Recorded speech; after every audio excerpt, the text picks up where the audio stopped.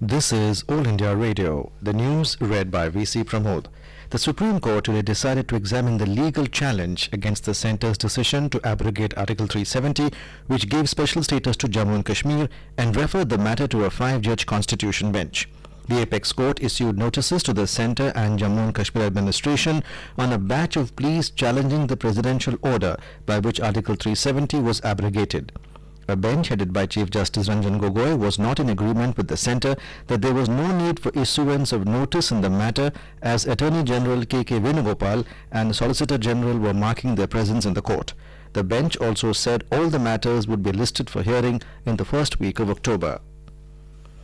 The government today constituted a group of ministers, GOM, to look into the issues concerning Jammu and Kashmir, which has been bifurcated into union territories after abrogation of provisions under Article 370. Our correspondent, quoting highly placed sources, reports that Law Minister Ravi Shankar Prasad, Social Justice and Empowerment Minister Thawar Chand Gehlot, Agriculture Minister Narendra Singh Tomar and Minister of State in the PM Dr. Jitendra Singh are part of the group. The GOM will suggest various development, economic and social steps to be taken for the two UTs, which will come into existence on October 31st. Russia today backed India on the issue of Jammu and Kashmir, reiterating that Kashmir is an internal issue of New Delhi. Talking to media in New Delhi today, Russian ambassador to India Nikolay Kudashev said Moscow's position on Kashmir is that all issues between India and Pakistan need to be resolved through dialogue. In Jammu and Kashmir, daytime restrictions have been eased in 81 police stations in the Kashmir Valley. Officials said restrictions would be eased in 10 more police stations by tomorrow. Landlines are being restored in the areas where restrictions have been lifted. Our correspondent reports that the J&K administration announced reopening of high schools today in those areas only where restrictions under Section 144 have been removed across the valley. Officials said there is a sizable daily attendance of teaching and other staff at these educational institutions, and attendance will pick up gradually.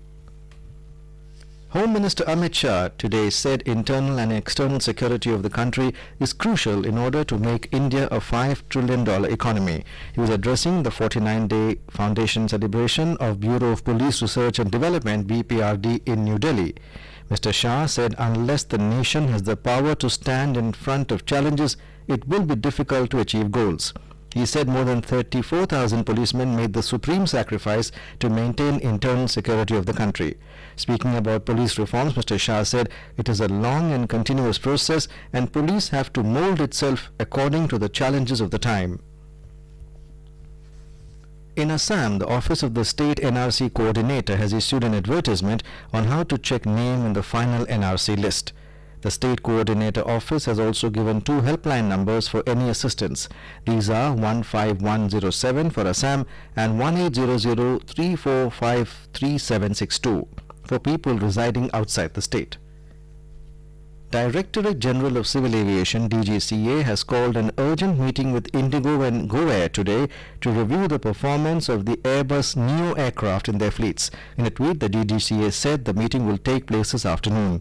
The issues related to the A320 Neo aircraft's P&W engine, which both the airlines have been facing for years, is likely to be discussed at the meeting. The 2 budget carriers have been facing glitches in the P&W engine that powers many of their A320 planes.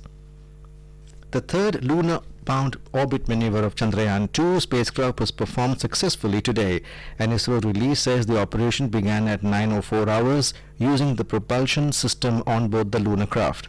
The duration of the maneuver was 1190 seconds, which helped Chandrayaan-2 to reach an orbit of 179 kilometers at the nearest point from the moon and 1412 kilometers at the farthest point. ISRO has said all the spacecraft parameters are normal.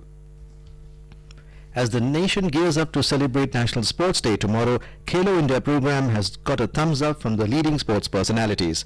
World Badminton champion PV Sindhu has said the government policies on sports have been quite encouraging these days in the country. Exclusive interview to AIR, recently crowned world champion Sindhu said Khelo India has been getting good results and helping encourage sports at the grassroots level. And that is the end of this news bulletin.